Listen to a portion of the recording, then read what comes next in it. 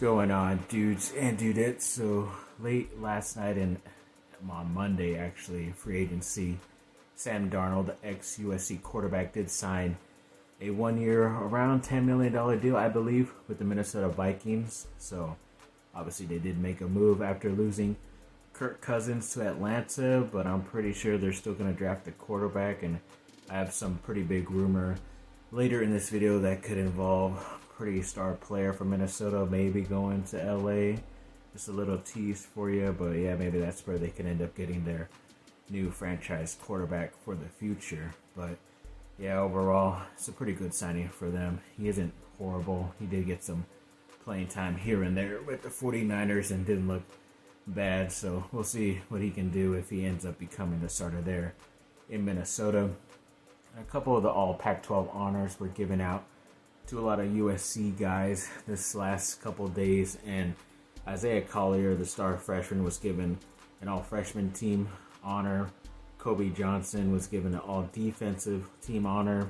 Boogie Ellis, the senior, was second-team all Pac-12, and Joshua Morgan was a all-defensive team honorable mention as well. So yeah, a lot of the guys did step up when they were healthy, and pretty much the more consistent guys, which isn't saying much for the USC basketball team this year. But yeah, I think there was even like some betting stuff. I don't know if it's Vegas or where at, but they are saying that USC basketball has the highest betting chance or some type of percentage chance of winning this Pac-12 tournament, which is pretty crazy because it's obvious that I think after this 8-9 game with Washington, they will get the number one team in Arizona, who they did just beat, but they also basically are on a day off before USC has to play them now. So I don't know, maybe they could pull off the upset again in USC, but I guess we'll have to wait and see where the cookies crumble, as they say.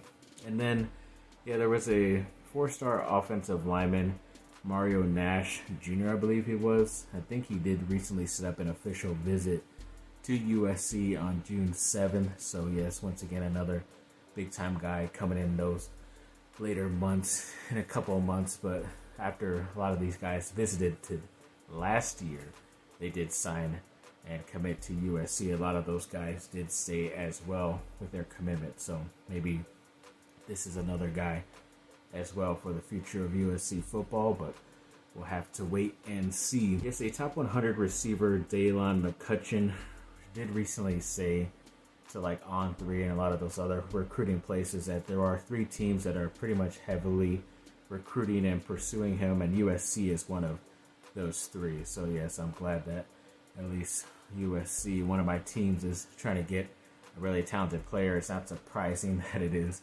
offensive and a wide receiver for the future, but that's Lincoln Riley. He will go for offense first to make sure he has his guys, and then hopefully focus a little bit more on the defensive side.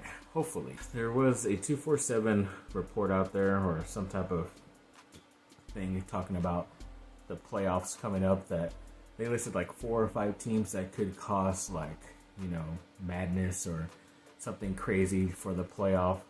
And they did mention USC as one of those teams, so I don't know if they mentioned them as being involved in the playoff this year coming up, or they're going to beat teams high like a Michigan or Ohio State, Penn State, teams like that that would be higher in the playoff and cause like the whole shuffle or something like that during that playoff seeding. So I don't know, I think it was the same analyst that I talked about in the last video who didn't even mention Miller Moss as like one of the top 25 quarterbacks going into the 2024 season as well. So I don't know what this guy is smoking, or if we could really trust him or not, but I guess we'll wait and see. Yes, there was a 2025 top 25 recruiting update for basketball. Obviously, Duke is number 1 with that crazy ensemble of players that they have, but then I did see that USC was ranked number 14 as well, so not a bad number to be ranked. Obviously would prefer them to be ranked number 10 or higher, but that's a pretty good ranking for them for when they don't really have any guys that are ranked in the top 20, if I'm not mistaken. I think Trent Perry would probably be higher because Liam Campbell and Brody Kozlowski aren't ranked that high either. I think they're still top 50, at least Campbell and Perry are officially, but Kozlowski might be a little bit higher past 50. But either way, still a talented team on both sides coming in for my team. So looking forward to that in the near future and see who else they can add. Hopefully USC more than Duke right now. And then, I think there was Kyle Filipowski of Duke is doing an NIL deal with that company, Great Clips. Pretty sure it's like a Fantastic Sam's or Sports Clips, some type of hair cutting place. I guess they're going to be promoting during the March Madness tournament. It was kind of funny because I think the slogan is rights and wrongs, but I don't know why they spelt rights with like a W-R for some reason. I know that's more of like a name right, but it's kind of funny just because during that North Carolina game this last weekend, Filipowski did attempt to trip one of the guys because I think he was frustrated and thought he was fouled by that player, and they were both on the ground. And as the play was going the opposite way, he did lift up his leg a little bit. He didn't really trip that player enough to where he would fall, but once he felt the trip, he kind of gained himself, the North Carolina guy, and was fine. But then he realized, oh yeah, I got tripped by a Duke guy, so let me fall on purpose. And it didn't even matter because there was no foul call on Filipowski. But yes, Duke players, especially the basketball players, somehow work on their tripping skills. Yes, Grayson Allen, I'm talking to you. But as long as you don't do it in the NCAA tournament, then I think we're all cool and copacetic. And then, yes, there was Anaheim Ducks, of course, losing to Chicago Blackhawks 2-7 tonight, which was pretty bad on Tuesday night. So that's the Anaheim Ducks for you. And then, yes, there was some bit of positive news when it comes to Lakers players who are out with injuries. Gabe Vincent and Jared Vanderbilt, they both can be returning hopefully within the next week or two. I believe Vincent has a chance to return next week or so, and then Jared Vanderbilt will be in the next 2 weeks, so at least by the end of March or something like that, they said. So they are playing somewhat better, especially against some really good teams, and to add some very good quality guys, especially Vanderbilt, who could help out starting wise defensively, and then Gabe Vincent coming off the bench to help out at that point guard position. I think they should be pretty good going towards the playoffs, and hopefully they will be able to gel right away. Hopefully.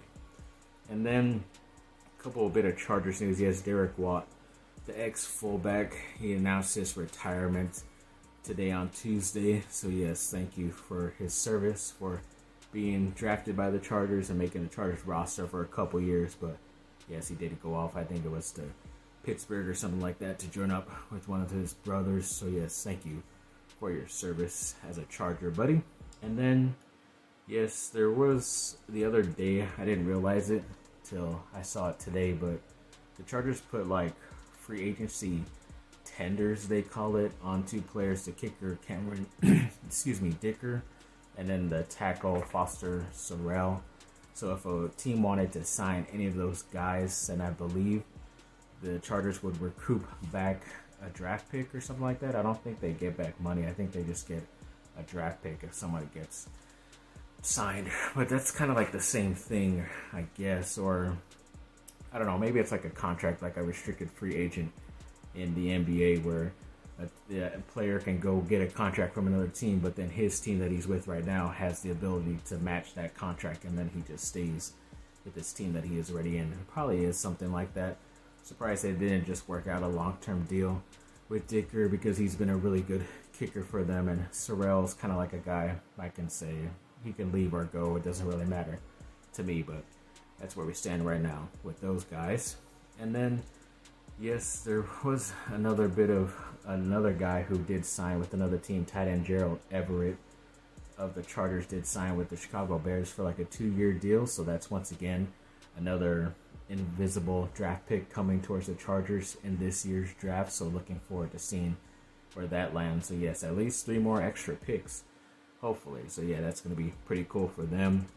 And then there are a lot of, especially teams, but even the Patriots have been calling to inquire about on the Chargers all these guys: Keenan Allen, Mike Williams, Joey Bosa, and Khalil Mack, which is pretty crazy.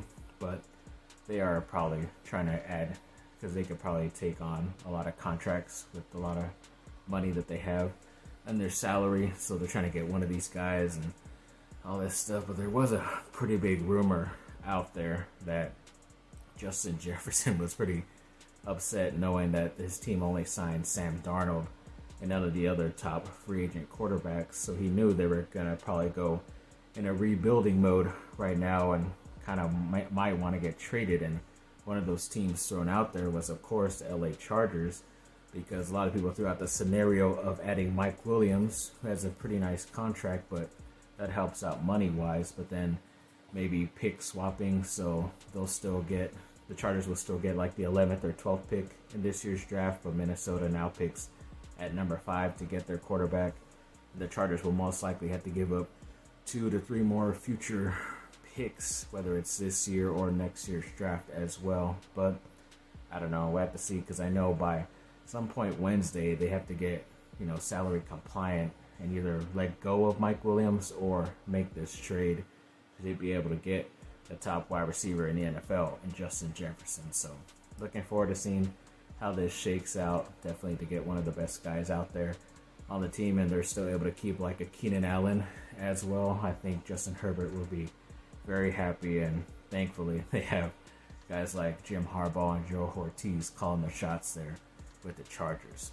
So yeah, thanks for watching, people. Like and subscribe, comment down below. Let me know what y'all think. Have a great rest of your day. Bye.